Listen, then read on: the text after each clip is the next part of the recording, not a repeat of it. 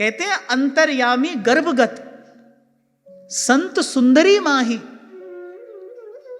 बोले जैसे किसी सुंदरी स्त्री के गर्भ में बालक पल रहा होता है ना, खाती तो वो सुंदरी स्त्री है, पुष्ट जो गर्भ में बालक है, गर्भस्थ शिशु पुष्ट हो जाता है।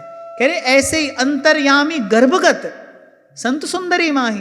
बोले ऐसे संत रूपी सुंदरी के गर्भ में भगवान रहते हैं। और बोले तुलसी पूजे एक के दो पूजे जाए।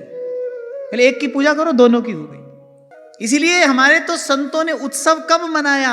जब ठाकुर जी की सेवा मिली तब। नहीं बोली जब घर में संत आया। आज के दिवस पे जाऊं बलिहारा, मेरे घर आया राजा राम जी का प्यारा। मैं कई बार आपको सुनाता हूं ना कि महाराज कुमार भोजराज ने बाईसा के लिए महल के भीतर सब व्यवस्था करा दी। ठाकुर जी की खूब सुंदर सेवा हो रही है, लेकिन फिर भी उदास रहती हैं। महाराज कुमार ने पूछा, बोले अब तो आपके अनुकूल सब व्यवस्था है, अब आप उदास क्यों रहती हैं? तो बाईसा उत्तर देती हैं कि साधु संग बिना हमारा प्राण तिसाया मरे। अरे हमको संतों का दर्शन नहीं होता। कह रहे उसके बिना तो हमारी भक्ति की बेल मुरझा जाएगी। संतन संग बैठ बैठ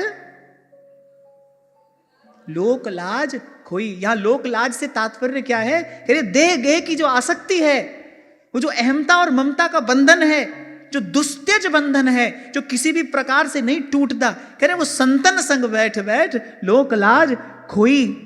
अरे अब तो बेल फैल गई, कहा करेगो कोई। दिनों दिन भूखे प्यासे पड़े रहने वाले कबीर, जो जो जो जो इस बात के पक्षधर हैं कि मांगन गए सो मर गए, कभी संसार के आगे याचना नहीं की, लेकिन संत आ गए। और आज संतों की आव भगत करने के लिए, संतों की सेवा करने के लिए आज घर में दो मुट्ठी अनाज भी नहीं है, तो व्याकुल हुए और कहा कैसी बने तू संगे, आप न देहूं तले हूं मंगे। बोले प्रभु मैं तो मन क्रम वचन से आपके अधीन हूं, आपका दास हूं, आप ना दो तो मैं मांगने जाऊं।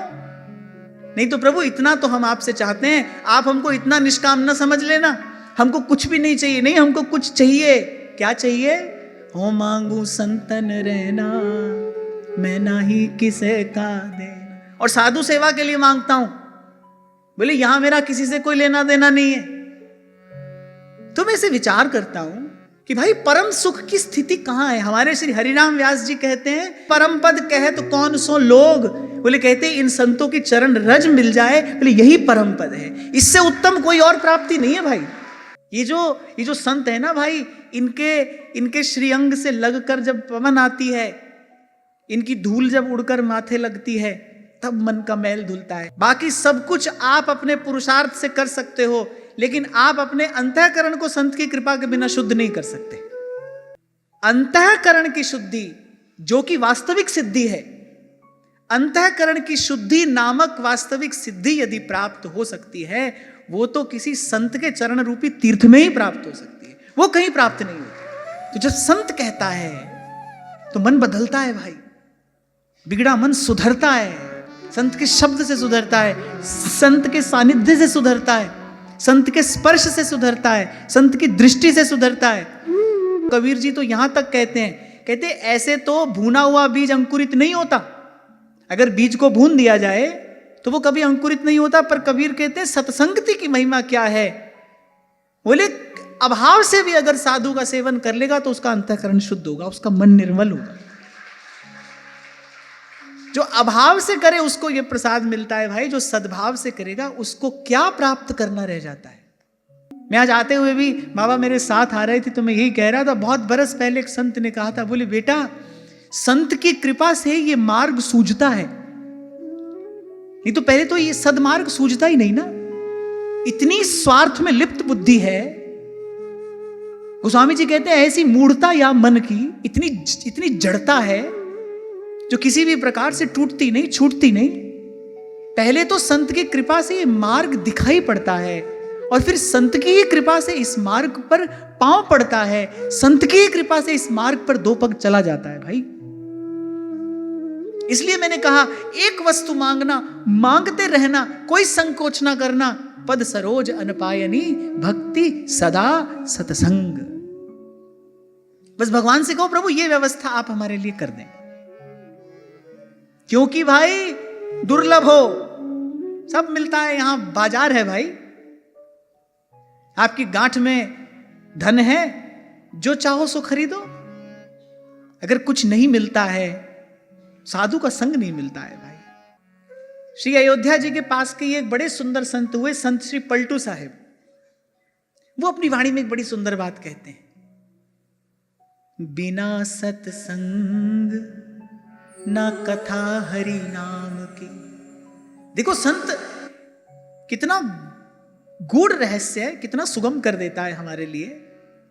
बिना सत्संग ना कथा हरि नाम की, बिना हरि नाम ना मोह भागे, मोह भागे बिना मुक्ति ना होएगी, मुक्ति बिन नाही अनुराग जागे, बिना अनुराग के भक्ति नहीं होएगी,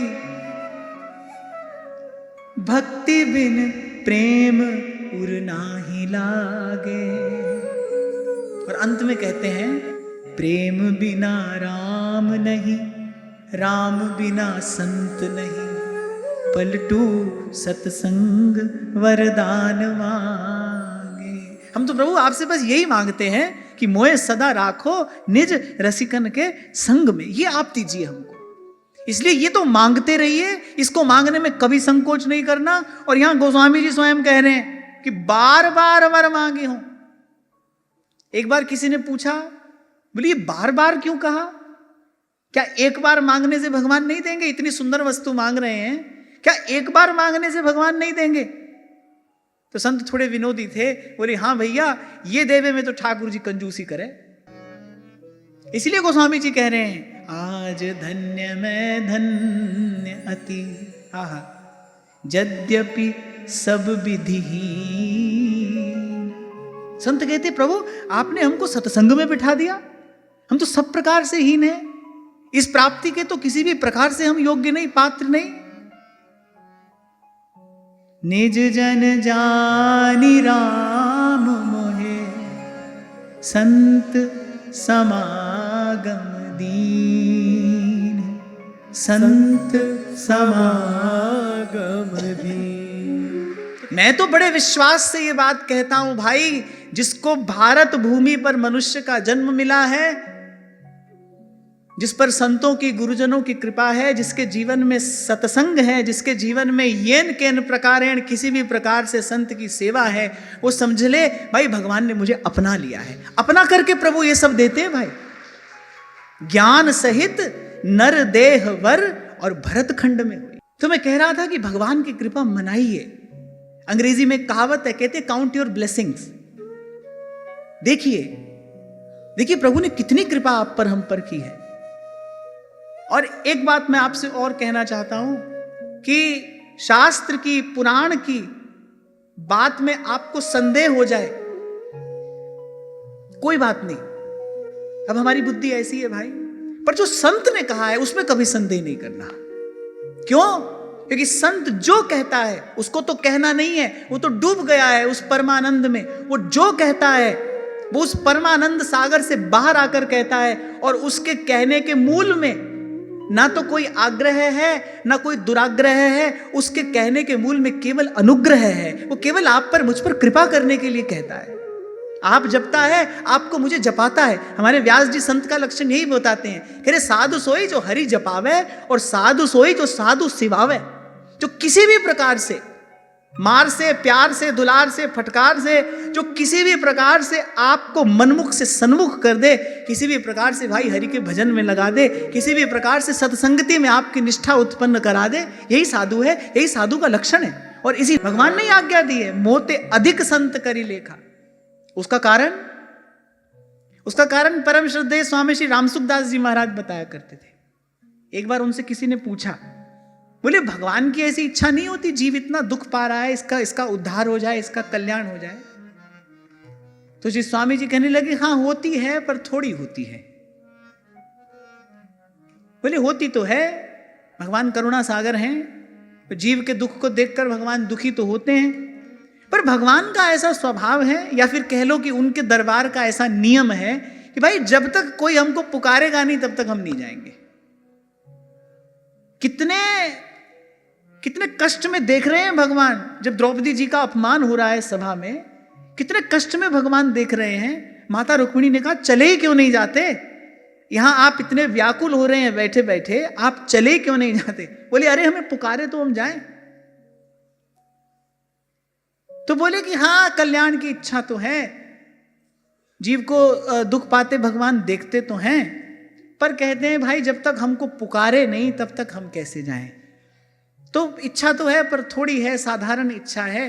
बोले जीव के कल्याण की विशेष इच्छा तो संत के हृदय में होती है, वो चल चल के आता है परमार्थ के कारण है, और लियो संत अवतार, केवल परमार्थ के लिए आता है। संत के आने का केवल एक ही लक्ष्य है, और वो क्या है, परमार्थ है। भाई किसी भी प्रकार से ये जीव जो है, जो बार बार इस कुमति के कूप में पड़कर दुख पा रहा है, भाई किसी प्रकार से ये भगवान के भजन में लग जाए, किसी भी प्रकार से इसके हाथ में माला थमा दो, किसी भी प्रकार से इसकी जिह्वा पे हरि का नाम आ जाए।